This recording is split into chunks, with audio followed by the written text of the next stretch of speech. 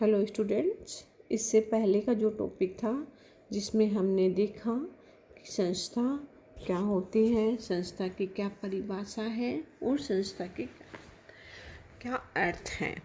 अब इस टॉपिक में हम देखेंगे कि संस्था की क्या क्या विशेषताएं होती हैं। सबसे पहले हम यहाँ जैसा कि स्क्रीन पर देख रहे हैं कि जो संस्था की करेक्टरिस्टिक्स ऑफ इंस्टीट्यूशन है या संस्था की जो विशेषताएं हैं, उनमें गिलिन नामक जो विद्वान थे उन्होंने संस्था को निम्नलिखित रूप से उसकी विशेषताओं का उल्लेख किया है। जो सबसे पहली विशेषता है वह है संपूर्ण सामाजिक सांस्कृतिक जो व्यवस्था में संस्था एक इकाई के रूप में कार्य करती है। अर्थात यहाँ पर इनका कहने का यही तात्पर्य है कि जो संस्थाएं होती है वो एक यूनिट के रूप में कार्य करती है। हैमिल्टन ने संस्था को सामाजिक रीति रिवाजों का एक गुच्छा कहा है। ये क्वेश्चन काफ़ी इम्पोर्टेंट है, कई बार पूछा जाता है एग्जाम में कि संस्था को सामाजिक रीति रिवाजों का गुच्छा किसने कहा है, तो उसका ऑप्शन होगा हैमिल्टन। जब जनरीतियाँ, प्रथाएं और रूढ़ियाँ अधिक रूप से विकसित हो जाती है तब इन्हें समाज द्वारा स्वीकृति प्रदान कर दी जाती है और इनसे संबंधित कई नियम बन जाते हैं, तो ये कालांतर में संस्था का रूप ग्रहण कर लेते हैं। प्रत्येक सांस्कृतिक व्यवस्था में अनेक संस्थाएं पाई जाती है। यह नहीं होता कि किसी भी समाज में केवल एक ही संस्था होती है, किसी सिस्टम में एक ही संस्था होती है।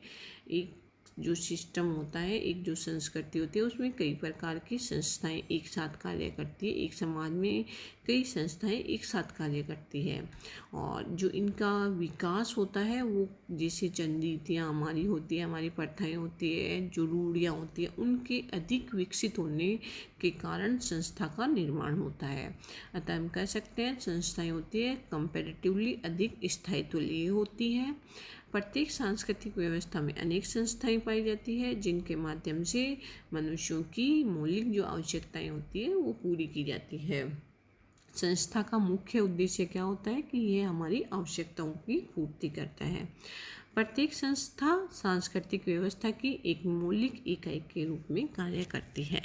नेक्स्ट, इसकी जो करेक्टरिस्टिक्स है वो है अधिक स्थायित्व। जैसा कि हमने अभी बात की थी ऊपर वाले विशेषता में, क्योंकि जो संस्था होती है वो जनरीतियों, प्रथाओं और रूढ़ियों का अधिक विकसित रूप होती है, अतः ये अधिक स्थायित्व लिए होती है। एक लंबी अवधि के प्रोसेस के बाद इसका निर्माण होता है, तो यह इसको में स्थायित्व अपने आप इन्वॉल्व हो जाता है। जैसे संस्थाओं का विकास एक लंबी अवधि के बाद होता है और वह भी उस समय जब कार्य के विशिष्ट तरीके अपनी उपयोगिता प्रमाणित कर देते हैं, तब संस्था होती है, उसका निर्माण होता है, उसका एक सिस्टम डेवलप हो जाता है। इस कारण संस्थाएं होती है वो लंबे समय तक चलती है। हम कह सकते हैं कि इनका जो विनाश होता है ये आसानी से समाज से इनको हटाया नहीं जा सकता, ये इनका विनाश नहीं किया जा सकता है। उदाहरण के रूप में हम देखते हैं सैकड़ों वर्षों से, हजारों वर्षों से चली आ रही जो जाति व्यवस्था का अस्तित्व है या हमारी जो विवाह का जो सिस्टम है वो हम भारतीय समाज में आज भी बना हुआ, और इस प्रकार विवाह की जो संस्था विश्व के प्रत्येक समाज में देखने को मिलती है। जैसे जाति व्यवस्था है वह केवल भारतीय समाज की मुख्य विशेषता है। कुछ और भी देशों में जो दक्षिणी एशिया के देश हैं वहाँ पर जाति व्यवस्था का सिस्टम पाया जाता है, परंतु भारत में इसकी जड़ें काफ़ी गहरी हैं, इसलिए जाति व्यवस्था को भारतीय संदर्भ में ही देखा जाता है मुख्य रूप से। तो जो जाति व्यवस्था है वो आज भी, क्योंकि इसका काफ़ी अस्तित्व है, वो काफ़ी पुराना है, तो आज भी जो जाति व्यवस्था है वो भारतीय समाज में पाई जाती है। विवाह नामक जो संस्था है वो संपूर्ण विश्व में पाई जाती है। इनको हटाना काफ़ी कठिन है, इनका विनाश करना काफ़ी कठिन होता है। अब हम इसकी नेक्स्ट विशेषता देखते हैं। संस्था की एक या अनेक सुस्पष्ट उद्देश्य होते हैं।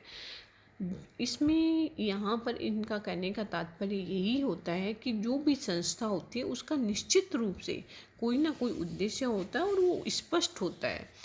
यहाँ पर हम ये कोई भी संस्था बिना उद्देश्य के या बिना उसके किसी प्रकार के हमारे व्यक्तियों के हितों की पूर्ति के उसका निर्माण नहीं हो सकता है। प्रत्येक संस्था के एक या कुछ निश्चित उद्देश्य होते हैं। ये उद्देश्य प्रमुख मानवीय आवश्यकताओं से संबंधित होते हैं। जैसे कि हम देख सकते हैं कि विवाह की जो संस्था होता है उसका उद्देश्य निश्चित रूप से स्पष्ट है कि एक हमारी जो पीढ़ी है उसको आगे बढ़ाना, हमारे जो समाज का जो सिस्टम है वह बना रहे, उसके लिए हम विवाह का जो संस्था है उसका निर्माण किया गया था। यद्यपि विभिन्न समाजों में इसमें कुछ अंतर अवश्य पाए जाते हैं। हाँ, ये जरूर है कि समय के साथ इसमें परिवर्तन होते रहते हैं। नेक्स्ट पर करेक्टरिस्टिक्स हम देखते हैं। सांस्कृतिक उपकरण। प्रत्येक संस्था से संबंधित कुछ अभौतिक तथा भौतिक उपकरण होते हैं जो संस्था के उद्देश्यों की दृष्टि से उपयोगी होते हैं। जैसे कि भवन है, फर्नीचर है, औजार, मशीन आदि जो संस्था के भौतिक और विचार, आदर्श, मूल्य तथा कार्य प्रणाली आदि अभौतिक उपकरण होते हैं। भौतिक मटेरियल चीज़ें होती हैं जिन्हें हम भौतिक उपकरण के रूप में देखते हैं, जो कि हम भवन है, फर्नीचर है जिन्हें हम देख सकते हैं। वहीं जो अभौतिक उपकरण है जिसमें हम मुख्य रूप से विचार, आदर्श, मूल्य तथा कार्य प्रणालियों आदि को रखा जाता है। हिंदू समाज में होम, वेदी, मंडप, कलश, धूप, नैवेद्य, चावल, जप तथा मंत्र आदि विवाह संस्था होती है उससे संबंधित भौतिक और अभौतिक तत्व होते हैं। अब नेक्स्ट जो करेक्टरिस्टिक्स है वो है सांस्कृतिक उपकरण, कल्चरल इक्विपमेंट्स। प्रत्येक संस्था से संबंधित कुछ अभौतिक और भौतिक उपकरणों होते हैं जिनकी हम बात कर चुके हैं, जो संस्था के उद्देश्यों की दृष्टि से उपयोगी होते हैं, जिसमें भवन, फर्नीचर और मशीन आदि संस्था के जो भौतिक हैं और आदर्श, मूल्य और कार्य प्रणालियों अभौतिक उपकरण हैं। अब हम बात करेंगे प्रत्येक सिंबल्स की। तो सिंबल होता है वो किसी भी संस्था के लिए बहुत महत्वपूर्ण होता है क्योंकि वो उसको रिप्रेजेंट करता है, उसका निशान होता है, वो हमें उसके बारे में बताता है। तो प्रत्येक संस्था का अपना एक प्रतीक होता है, अपना एक सिंबल होता है जो कि भौतिक अथवा अभौतिक हो सकता है। जैसे कि हम देखते हैं क्रॉस है वो चर्च से रिलेटेड होता है, ओम है वो हमारे समाज से आर्य समाज का प्रतीक होता है, हिंदुओं में मंगल, कलश, विवाह संस्था का प्रतीक होता है। इसी प्रकार प्रत्येक संस्था के अपने अपने प्रतीक होते हैं जिनके माध्यम से वो अपनी पहचान बनाए रखते हैं। नेक्स्ट करेक्टरिस्टिक्स है परंपरा। जो परंपराएं होती है प्रत्येक संस्था की कुछ लिखित या अलिखित परंपराएं होती है जिनके द्वारा व्यक्तियों के व्यवहार पर नियंत्रण करता है।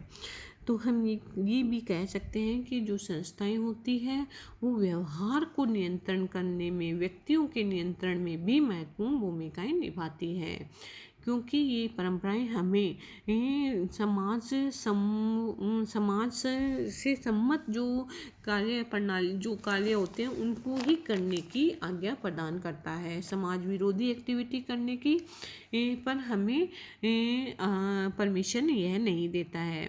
तो ये परंपराएं क्या करती है, व्यवहार में हमारे, जिससे क्या होता है, एक व्यवहार में अनुरूपता और समानता लाती है। लोगों के सभी लोगों में एक समान कार्य करने का, एक समान ढंग का, जिससे